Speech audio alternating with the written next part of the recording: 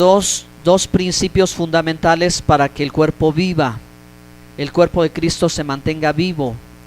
El primero es que recibe, ¿verdad?, del Espíritu de Dios la vida. Es un organismo vivo, a diferencia de una empresa, de una asociación, de cualquier tipo de actividad comercial o institución. El cuerpo de Cristo tiene el Espíritu Santo, ¿sí? Tiene vida en Cristo, tiene vida en el Señor, está vivo. El cuerpo de Cristo en la tierra está vivo, y el cuerpo de Cristo lo conformamos todos nosotros, ¿ok? Nosotros somos la iglesia, las personas son la iglesia, y la vida del cuerpo de Cristo aquí se determina por la suma de la vida de cada uno de sus miembros. Amén. Y esa vida conforma la estatura del cuerpo de Cristo aquí, ¿sí? Que tanto hemos crecido espiritualmente hablando, y la segunda parte es que tan bien organizados estamos, porque el segundo principio es: el cuerpo de Cristo tiene orden, funciona con un orden. Por eso se le hace esa comparación, ¿no? Tomando referencia el cuerpo físico al cuerpo espiritual del Mesías aquí en la tierra, que está unido, concertado, que está orquestado, y que cada uno de sus miembros tiene una función y debe de, como leímos en el Salmo 133, armonizar con el resto del cuerpo. Pues dice Salmo 133: mira cuán bueno y delicioso es habitar los hermanos juntos en armonía. Entonces, ¿cómo funciona nuestro propio cuerpo? ¿Cómo conseguimos vivir? ¿Cómo logramos, verdad, caminar? Lo hacemos en base, verdad, al orden que el cuerpo tiene, ¿ok? Y mientras más ordenado y mejor cuidado está, se mantiene saludable. Y si no está saludable, entonces necesita corrección, ¿verdad? Entonces ahorita vamos a volver a explicarlo una vez más. La manera en que nosotros conseguiremos, hermanos, según la palabra de Dios, que el cuerpo de Cristo crezca en este lugar. Eso es lo que queremos. Siento en todo mi corazón que eso es lo que queremos, que el cuerpo de Cristo crezca. Que crezca en el sentido espiritual, pero que crezca en el orden, en el funcionamiento, para que tenga salud y brille, sea la luz y la sal de la tierra. Yo sé que ustedes ya están en Efesios capítulo 4, verso 12. Efesios capítulo 4, verso 12. Bueno, pues vamos a darle lectura a estos preciosos versículos. Amén, así es. Sí, lo hacemos juntos. A fin de perfeccionar a los santos para la obra del ministerio, para la edificación del cuerpo de Cristo, hasta que todos lleguemos a la unidad de la fe y del conocimiento del Hijo de Dios, a un varón perfecto, a la medida de la estatura de la plenitud de Cristo, para que ya no seamos niños fluctuantes, llevados por doquiera de todo viento de doctrina, por estratagema de hombres que para engañar emplean con astucia las artimañas del error, sino que siguiendo la verdad en amor, crezcamos en todo en aquel que es la cabeza, esto es Cristo, de quien todo el cuerpo, bien concertado y unido entre sí por todas las coyunturas que se ayudan mutuamente, según la actividad propia de cada miembro, recibe su crecimiento para ir edificándose en amor. Amén. Bueno, miren qué lindo, como lo dice la Biblia en el verso 16. Eso es organización, hermanos. Eso es estar organizados. Eso es aprender a entablar las relaciones entre hermanos correctas. Saber identificar la tarea de cada uno de nosotros. Respetar esa tarea. Saber sujetarnos o someternos a esas autoridades que Dios ha puesto y en base a eso caminar. Si nosotros lo hacemos así, lo vamos a conseguir. Porque una persona que no tiene la fortuna de poseer sus habilidades psicomotrices perfectas, no puede caminar igual. Le llamamos una persona con discapacidad y no se puede mover igual que una persona normal. ¿Están de acuerdo? Con sus capacidades normales. Entonces, amados hermanos, esto es lo que dice Efesios 4 del 12 al 16. ¿Por qué Pablo toma un momento para escribir esto? Porque seguramente Pablo también vivió la experiencia que se vive cuando eres parte o miembro de una congregación en la que suceden problemas, suceden conflictos, se viven de cierta forma desacuerdos, pero se intenta caminar, no se da uno por vencido, sino uno lo intenta una y otra vez. Entonces Pablo, percibiendo esto en la iglesia de Éfeso y en la iglesia de Corinto y en la iglesia de Gálatas, notaba que algunos estaban descoyuntados. O sea, algunos estaban fuera de orden, algunos estaban fuera de posición, algunos no estaban disciplinados. Y entonces él comienza a escribir, inspirado por el Espíritu de Dios, una gran enseñanza, hermanos, que nosotros hoy debemos de imitar. ¿De acuerdo? Nosotros hoy debemos de obedecer. Porque entonces, hermanos, si nosotros no caminamos conforme a la palabra de Dios, sino que caminamos conforme a nuestras opiniones, vamos a estar así descoyuntados, no vamos a estar armonizados. Vamos a estar divididos, vamos a estar con diferentes sentires y pensares. Entonces, yo quiero ahora sí ya introducirle a esto leyendo otros 2 versículos más. Vamos a Amós capítulo 3, verso 3.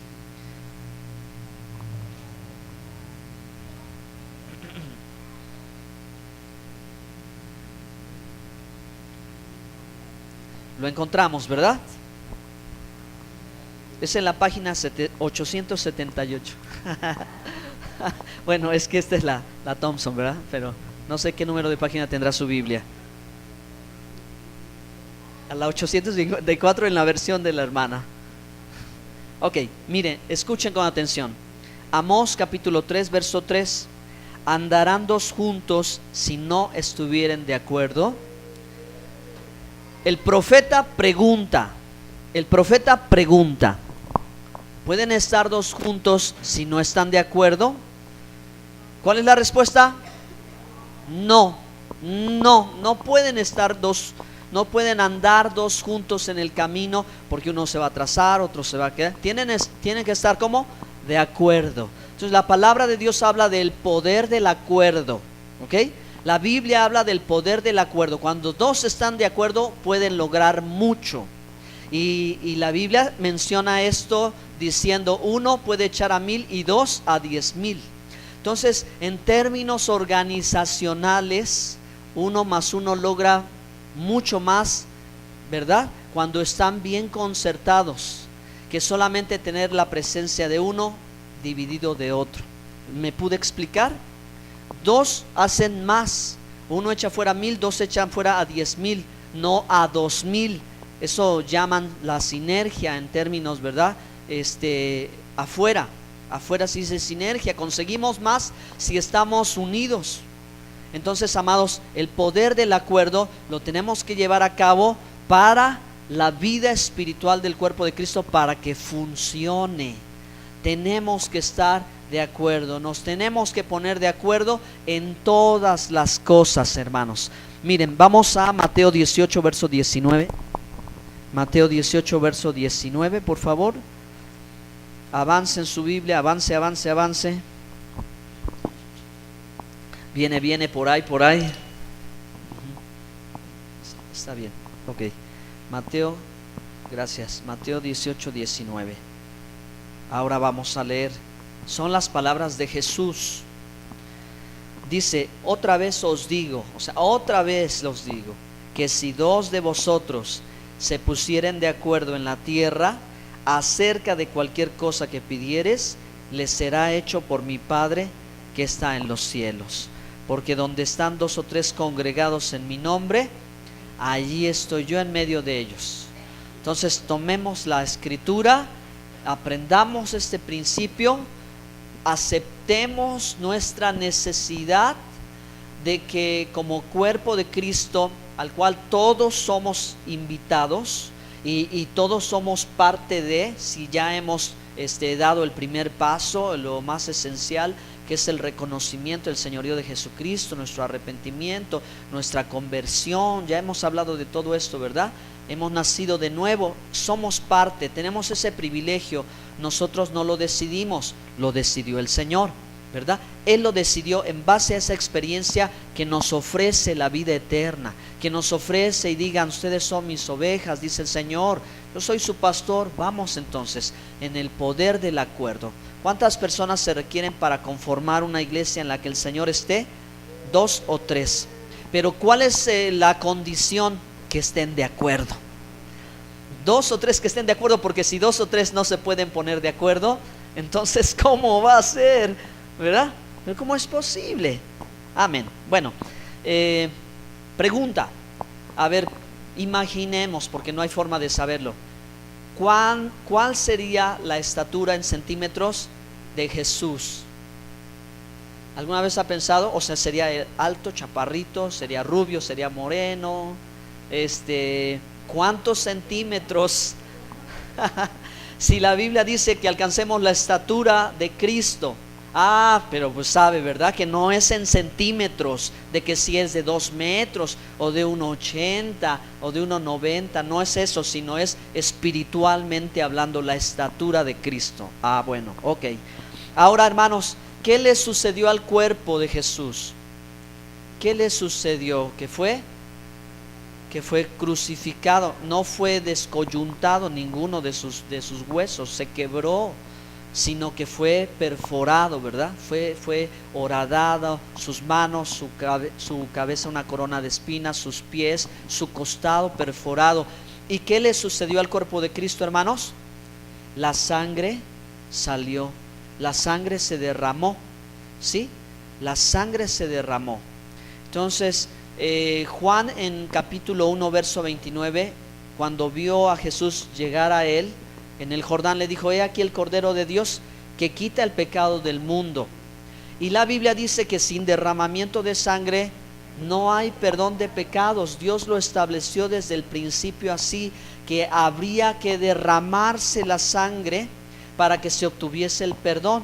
Así que lo que Juan está diciendo es que Jesús es el portador en su sangre, ¿verdad?, de la redención del pecado. Él con su sangre, la que él portaba, nos redimiría. Doctores que están aquí, a ver, ¿cuántos litros de sangre tiene el cuerpo? Más o menos unos 5 litros, aproximadamente unos 5 litros de sangre.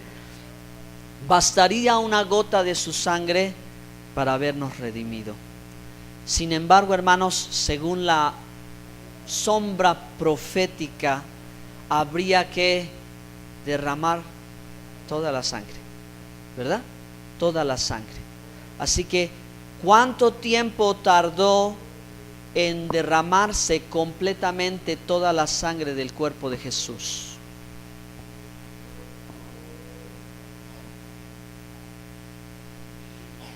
Tres días y 3 noches. Hasta que la última gota salió. Entonces el cuerpo de Cristo se glorificó.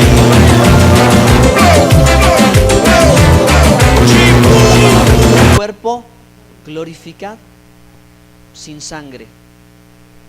Sin sangre. Ya toda su sangre se derramó para nuestro perdón. Y ahora un cuerpo glorificado. La palabra de Dios dice que carne y sangre no entrará. Carne y sangre, porque el problema está en la sangre, porque es un símbolo de pecado y tiene que ser derramada para la remisión. Entonces su cuerpo glorificado. ¿Ok? Bueno, estamos hablando del cuerpo de Cristo. Ahora los voy a llevar al cuerpo espiritual hoy. ¿Cómo funciona el cuerpo de Cristo, que somos nosotros? ¿Cómo estamos funcionando? ¿Cómo ese orden? ¿Y cómo, hermanos, tiene vida? Yo recuerdo que ya hace más o menos 23 años, una vez más, lo regreso en el tiempo en mi propia experiencia. en mi propia experiencia cuando por primera vez entré a una iglesia evangélica, a una iglesia cristiana y escuché el mensaje de la palabra de Dios. Escuchar la palabra me transformó. No me llamó en lo absoluto la atención las condiciones del lugar. No me llamó en lo absoluto la atención dónde estaba sentado, si adelante o atrás. No, a mí lo que me captó la atención, porque nunca lo había palpado como tal, fue el mensaje del evangelio. Ese mensaje del evangelio a mí me transformó. Pero yo llegué en ese momento y llegué a ese lugar sin conocimiento de la Biblia, hermanos.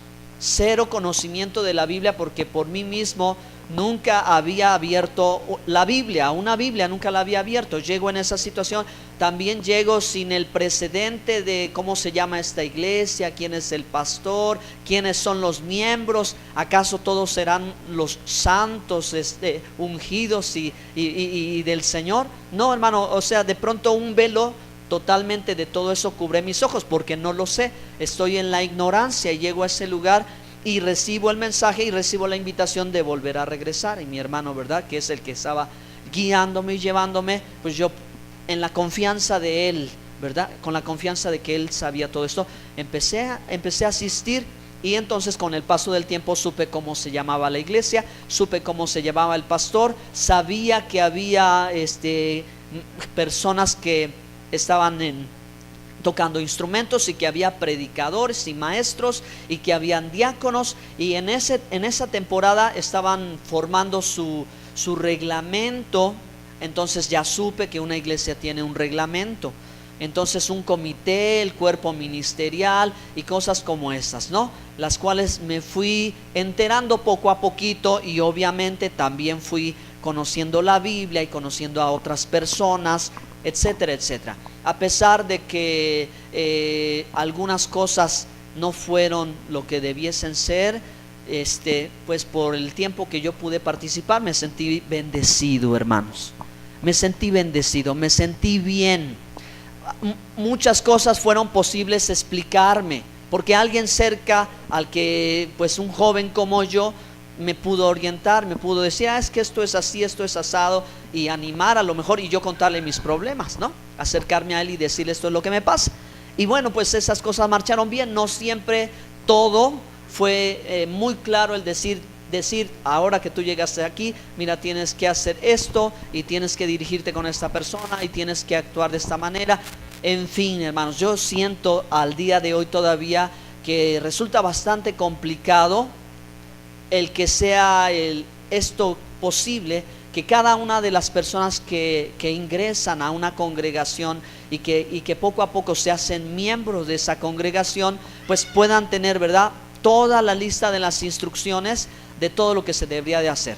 Es difícil que nosotros lo lleguemos a hacer, pero bueno, voy al tema de mi mensaje, que se titula La vida espiritual del cuerpo de Cristo, y que particularmente yo me quiero enfocar en esto, hermanos, en estar de acuerdo, el permanecer asociados, el permanecer juntos por la vida espiritual que necesitamos, pero también por el propósito de Dios. Estamos aquí con un propósito, amén. Y como le decía, a lo mejor tú no consideraste de pronto el integrarte al cuerpo de Cristo como una idea tuya, sino tú te vas enterando conforme lees la Biblia que tú ya eres parte del cuerpo de Cristo. Así como cuando te enteraste que el día que le pediste perdón a Dios, le entregaste tu vida, Él te perdonó y te hizo su hijo. Dice, bueno, ya soy hijo de Dios entonces, porque la palabra dice que a los suyos vino y los suyos no le recibieron, mas a todo aquel que le recibió, al que cree en su nombre, le ha dado la potestad de ser hecho hijo de Dios. Ya me enteré que soy hijo de Dios. Y luego sigo leyendo la Biblia y me entero que ahora soy nueva criatura, y me entero que ahora soy la iglesia de Cristo, soy parte del cuerpo de Cristo. Y entonces empieza una parte de mí a caminar, yo sin saberlo del todo o a sabiendas. Y me tengo que ir enterando de todas esas cosas y de cómo es, hasta que, ¿verdad?, mi fe se consolida y yo entonces estoy en una participación activa. ¿Qué estoy diciendo con esto, hermanos? Estoy diciendo que hemos vivido esto todos algún día o alguna vez llegamos por primera vez a una congregación. Bueno, algunas de las hermanas a lo mejor desde que eran pequeñitas, ¿no? Niñas, se dieron cuenta que o nacieron dentro como parte de una congregación por sus papás, ¿no? Pero los que llegamos en una situación diferente, supimos que éramos parte ya de esa congregación, ¿ok? Llegamos allí y después nos integramos a esa comunidad. Y luego participamos, ¿verdad? Dijimos, sí, yo me animo. Como yo dije, hermano, en la tercera o segunda reunión de jóvenes, cuando iban a ir a botear y que a ganar dinero para los instrumentos, cosas así. Yo dije, si puedo ser de bendición, ya me sabía yo la palabrita. Luego la capté, de ser de bendición. Pues quiero ser de bendición, ¿verdad? Yo nunca había dicho eso, pero lo dije de todo mi corazón y ahí estuvo, ¿no? Ahí estuve yo. Puedo ayudar. Entonces ya participo y todos tenemos ese momento de participación. Pero bueno, pasamos al otro lado la página y de pronto vivimos ahora ya no pues igual que al principio, sino poco a poco llegamos a tocar el terreno del conflicto. Un terreno difícil. Ahora, un terreno un poco escabroso, porque también, como muchas cosas, el del ser parte de una congregación, no imaginas o no esperas, tampoco eso lo esperamos y todos lo pisamos. Todos de pronto estamos allí en esa situación de pequeñeces o no pequeñeces, como si me equivoco corríjanlo ustedes, ¿verdad? Pero circunstancias, problemas o conflictos con mi hermano o mi hermana de la congregación, o con un líder o con un ministro. No, con los pastores no tenemos problemas, ¿verdad? No tenemos conflictos, o a lo mejor sí, ¿verdad? Bueno, pero se da el conflicto y yo voy viviendo poco a poco estas emociones y no sé cómo reaccionar. Bueno, yo las viví también, hermanos, salvo algún consejo de un hermano, y no sé si fue un consejo sabio o no sé tampoco si me dio un mal consejo, y de pronto yo en este terreno me ensucio, o sea, cometo más errores y tomo una posición rebelde, o tomo la posición que debería yo de tener, o me siento mal y entonces no concuerdo, no armonizo con el resto del cuerpo, y hay que encontrar una solución. Y por eso, hermanos, es que estoy predicando este mensaje. Por eso es que yo les quiero animar para que todos asumamos esto que dice la palabra de Dios en Efesios 4:12 al 16. Somos un cuerpo en Cristo. Dios quiere que crezcamos a la estatura de Cristo. No sé cuál es la estatura espiritual hoy, si es pequeñita o ya vamos por acá, o no sé, pero hay una estatura que, ¿cómo vamos a seguir creciendo? ¿Cómo vamos a seguir fortaleciendo espiritualmente? ¿Y quién lo hará? Por eso es que hay que establecer esos principios. El cuerpo de Cristo debe funcionar. Diga conmigo, el cuerpo de Cristo debe funcionar. Debe funcionar. A ese funcionamiento se le llama ministerio. A ese funcionamiento se le llama ministerio, y todos tienen ministerio. Todos tienen ministerio. ¿Qué es hablar de ministerio? Es mi tarea, mi trabajo dentro del cuerpo de Cristo. Los trabajos en el cuerpo de Cristo son innumerables, y conforme la sociedad cambia y el mundo cambia, aparecen nuevos ministerios, todos conectados con el objetivo de edificar el cuerpo de Cristo. En la palabra de Dios ahí ya se puso la meta. Ahora, ¿cómo alcanzarla? Pues, por ejemplo, mire, yo le puedo decir que entre mis muchas funciones y trabajos y tareas que tengo, he llegado a descubrir una nueva que le he puesto el nombre de consejero digital. ¿Verdad? Consejero digital. ¿Cómo está eso de consejero digital? Bueno, hermanos, pues es que obviamente hay una necesidad, y uno en comunicación con esto del teléfono rápido, está pasando una oración, un consejo, esto, aquello. Pues, ¿qué estoy haciendo, hermanos? Yo digo, ¿cómo puedo ayudar? ¿Cómo puedo ayudar en ese problema? Bueno, pues sé que tengo que orar, sé que tengo que dar el consejo, o puedo comenzar a distribuirle el material que necesita. Pues a lo mejor una alabanza, una predicación que trata el tema, ¿verdad? Un artículo que trata el tema, no sé, pero miren que creo que sí funciona. De pronto, así rápidamente, con los recursos en la mano, ya estamos dando herramientas para que quien necesita algo rápido lo pueda encontrar, la solución. Y es una tarea bastante extensa. Ahora sí que los miembros o la gente a la que se le puede ofrecer un consejo de esta manera, no se limita a que nos veamos, ¿no? Ya no se limita a que me vea usted y yo nos sentemos a platicar, sino ya puede estar en cualquier otro lugar y recibir la información. ¿Qué le parece esto, no? Pues entonces, hermanos, para que tengan su pensamiento, que usted para ser un ministro no necesita ser el pastor, no necesita ser el maestro, no necesita ser el evangelista o el apóstol, el profeta. Esto es como general, pero de pronto, ¿verdad? En el evangelismo sí puede usted aconsejar a alguien, ¿verdad? Como una tarea evangelística, usted sí puede aconsejar a alguien. Y entonces dice, pues tomo esta forma para aconsejar o para ayudar. Doy Biblias, doy folletos, doy revistas, doy algo, ¿verdad? Estoy haciendo algo, porque encuentras tu lugar en el cuerpo de Cristo. ¿Están aquí? ¿Sí están aquí?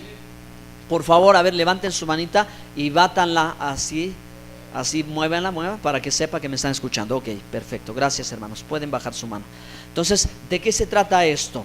Se trata de que hagamos crecer y edificar el cuerpo de Cristo.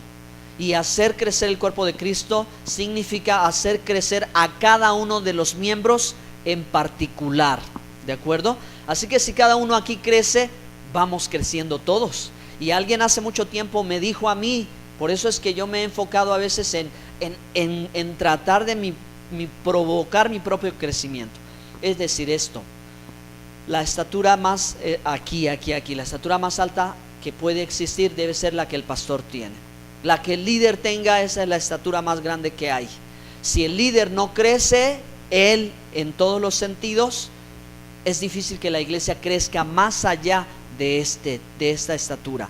Jesús dijo este principio: bástale al discípulo ser como su maestro, ¿sí? Porque el maestro tiene la medida. Si el maestro crece, el discípulo aspira a más.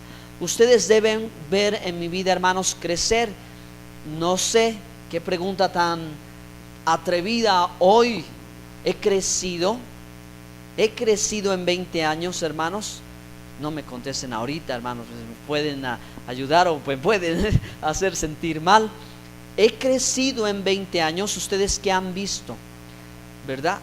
¿Qué tanto se ha logrado y qué tanto yo como ministro he conseguido de mí mismo, esforzándome, estudiando, en fin, cada uno? Respeto las opiniones de todos ustedes, queridos hermanos. No todos siempre vamos a estar de acuerdo en todos, pero sí nos vamos a respetar. Amén, amén. Bien, entonces, ¿cuánto ha crecido usted en la congregación? ¿Cómo lo ha podido hacer? Y si ahora entiende su función, si no, mi tarea es ayudarlo a usted a encontrar su lugar en el cuerpo de Cristo. Y cómo, qué puede hacer, qué talentos, habilidades, dones, qué llamado, en dónde. Pero hay que trabajar para el Señor, amén. Entonces, ¿cuál es su función? Porque el cuerpo debe funcionar. Ahora, ¿cómo va a funcionar el cuerpo? Organizado. Todos digan: organizado. Perfecto, hermanos amados. Pues por eso es que yo les decía que en la iglesia con la que yo conocí al Señor, escuché que había un reglamento, que había una credencial, que habían unos lineamientos de disciplina para los ministros, para los hermanos, cómo afrontar los problemas. Se trataba de tener un orden. Entonces, queridos amados, de este aspecto yo estoy convencido que definitivamente sí es necesario. Existe un poco de eso, de esto nunca hablamos, ¿verdad? O no decimos tan frecuentemente. Es que el reglamento en el artículo 3 apartado 2 dice que los jóvenes así, o dice que las hermanas así, o dice que los adultos. Casi no los citamos, pero una cosa como esta pues tiene una base bíblica, no está hecha así nada más. Porque, hermanos, es una forma sencilla de resumir lo que los deberes cristianos, lo que el Nuevo Testamento dice, ¿sale? ¿Qué dice el Nuevo Testamento? Pues cómo debe conducirse un cristiano, cómo debe de vivir, ¿sí? Y ahora como iglesia, entre hermanos, pues Pablo dice muchas cosas, hermanos, muchas cosas. Una de las fundamentales para funcionar, estar de acuerdo y estar organizados es el perdón. Una de las más elementales porque el mismo Señor Jesucristo constantemente dijo a sus discípulos, ¿verdad? No solo 7 veces, sino 70 veces 7 habrás de perdonar a tu hermano. Entonces, para trabajar, para que haya vida, para que no se marchite el propósito de Dios, ni tampoco usted en su crecimiento espiritual, habrá siempre, hermanos, que estar constantemente echando mano de esto.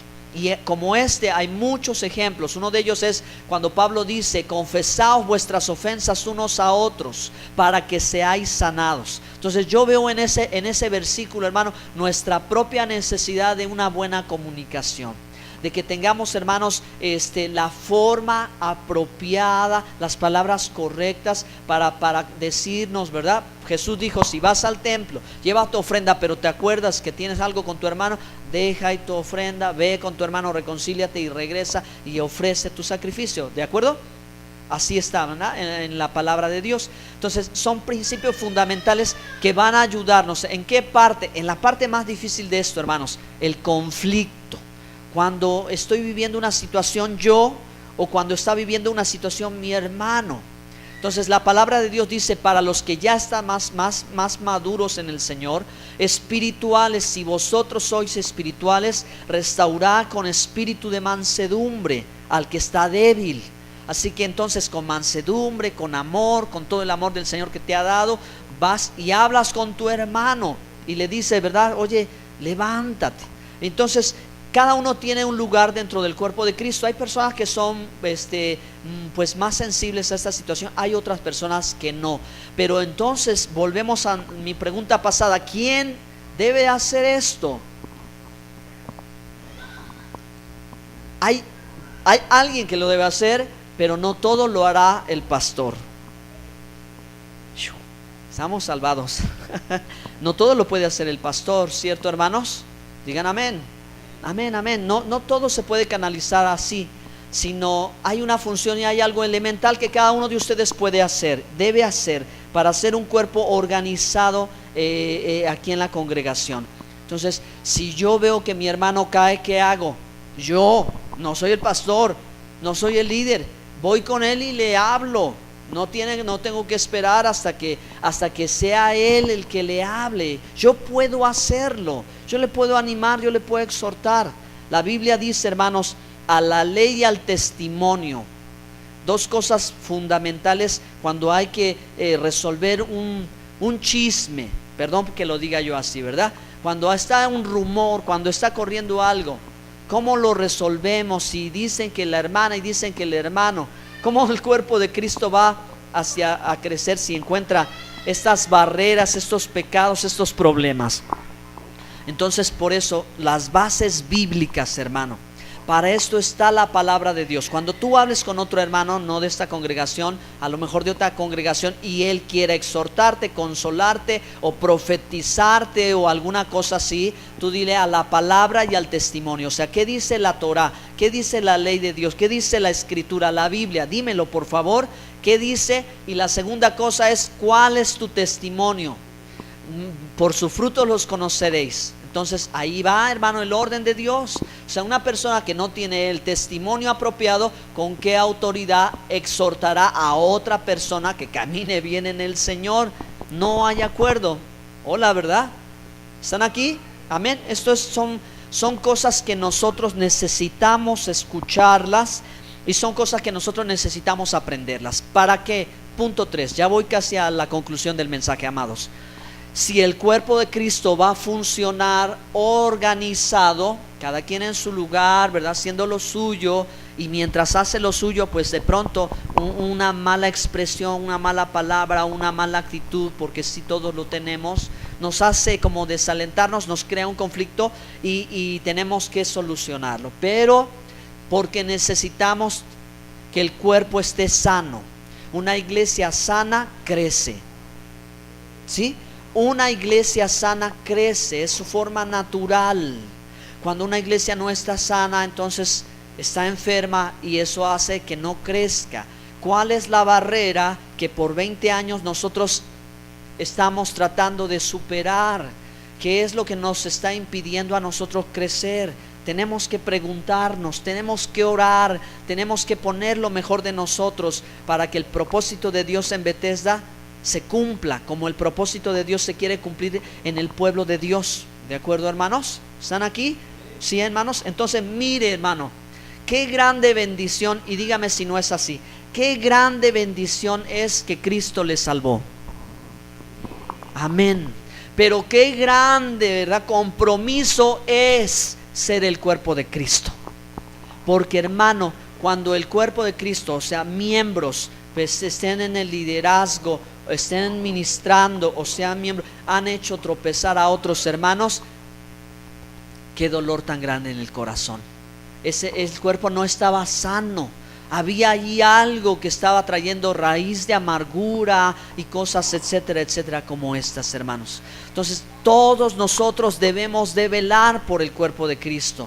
Todos nosotros debemos de procurar al 100% evitar circunstancias que nos dividan, y circunstancias, hermanos, que nos saquen de nuestro propósito en el Señor. Por eso estamos aquí, ¿no? Estamos porque queremos cumplir el propósito de Dios. Amén, hermanos. Yo cuando llegué a los pies del Señor, de esto no lo sabía, pero sí llegué muy necesitado, hermanos, muy necesitado en mi alma, mucha necesidad en mi alma. Pero Cristo me lavó, Cristo me transformó, Él hizo un cambio en mi vida. Esa experiencia me ayudó a seguir pegado, o sea, no salirme, no apartarme, continuar adelante. Buenas personas de buen corazón, hermanos en Cristo, me orientaron. Personas que no pensaron cómo afectaría su testimonio, pues también me pusieron obstáculos, hermanos. Pero creo que fue mayor la gracia de Dios que todo eso. Y si habláramos, pero no queremos hablar mal de ninguno, ¿no? Pero hay, amados hermanos, para contar tristemonios o para decir cosas, pero si largo todo ese asunto, eso no nos interesa a nosotros. La situación real es que sí se viven luchas, se viven pruebas, se viven conflictos, disensiones. Pero, hermanos, siempre que sepamos unirnos otra vez, coyuntarnos, siempre que aprendamos a respetar el orden de Dios, vamos a funcionar y vamos a tener una iglesia sana. Concluyo diciéndoles estas cosas, amados. Queridos hermanos, en la iglesia existe la disciplina. También hay disciplina. Es decir, la palabra de Dios, no yo o cualquier líder. La palabra de Dios dice que se necesita corregir a los hermanos que están haciendo mal, ¿sí? Se necesita corregir a los hermanos que están actuando en cierta manera mal. ¿Y cómo es esa corrección? Pues bueno, así no es, mire. Hubo un hermano que un día dijo, ya iba a hablar, un ministro iba a hablar con el hermano que ya era un señor de 40 años. A ver, mijito, te vas a acomodar aquí, porque te estás portando mal, te voy a dar con el cincho. Y le dio con el cincho. Y aquel dijo, no, papá, no, ya me voy a portar bien. Bueno, ese era su estilo de disciplina, ¿no? Porque pues a lo mejor pensaría que ya no iba a hacer travesuras. Mamá, soy Paquito, ¿no? Cosas como esas. Pero bueno, pues ya en la Biblia ya no he visto una cosa similar. ¿Cómo es esa corrección? Con palabras. Con palabras. Necesitamos hablar y decir las cosas. No debemos de evadir, no debemos de escapar, no debemos de hacer que no pasa nada. Esto es lo más difícil del cuerpo de Cristo. Ahí es donde se desgastan las coyunturas, los huesos. Ya ven que tanto fricción y fricción y fricción, que de pronto hay que meterle colágeno, no, lo que se inyecta en la rodilla, ¿no? Para que suavice y vuelva a moverse y no se siga desgastando mucho. Entonces eso nos pasa muchas veces a todos, amados. Tenemos esas fricciones y necesitamos hacer lo que debemos de hacer, ¿verdad? No evadir, sino hablar. Necesitamos hablar a la luz de la palabra y hablar con el corazón y hablar en amor. Hablarnos unos a otros en amor, sentirnos con toda la confianza.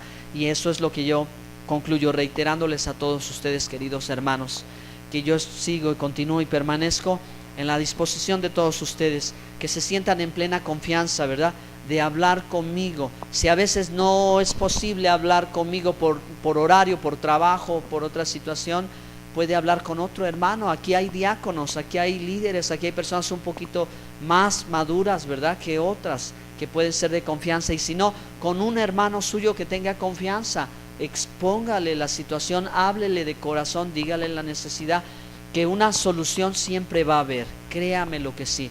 Nos ha pesado mucho por muchos años el no practicar estos principios de la palabra de Dios, y como pastor tener que por acá y por allá, y ya no sé por dónde me va a caer el siguiente, hermanos, porque las cosas me toman por sorpresa y digo, esta situación ¿cómo se resuelve? Si lo hago en mi propia opinión, no me va a funcionar. Pero ahora me prendió el Señor el foco y me dijo, pero si aquí está la palabra, esto es lo que tú tienes que hacer. Ejemplo, hablas con un hermano y le dices, hermano, vamos a echarle ganas, vamos a hacer las paces, vamos a unirnos, no, déjeme ver cuando yo quiera. Amén, gloria a Dios. Ya lo había yo hecho antes, pero esta vez vine con 2 o 3 testigos y vieron. Así dice la palabra de Dios. Ve, habla a tu hermano. Si tu hermano no te hace caso, después vas con 2 o 3, le dices. Si no hace caso, entonces después ya guarda silencio. Ya hasta Pablo lleva esto al límite, que dice, sáquenle de la iglesia. O sea, ya córranlo. En otras palabras, ya córranlo ese hermanito, esa hermanita que de veras está haciendo problema. Fíjense, ¿no? Pero a veces uno también pues dice, no, yo cómo voy a correr a los hermanos, ¿verdad? El Señor es más fuerte que todos nosotros, porque el Señor dice, esto va para los pastores, donde están 2 o 3, hijo.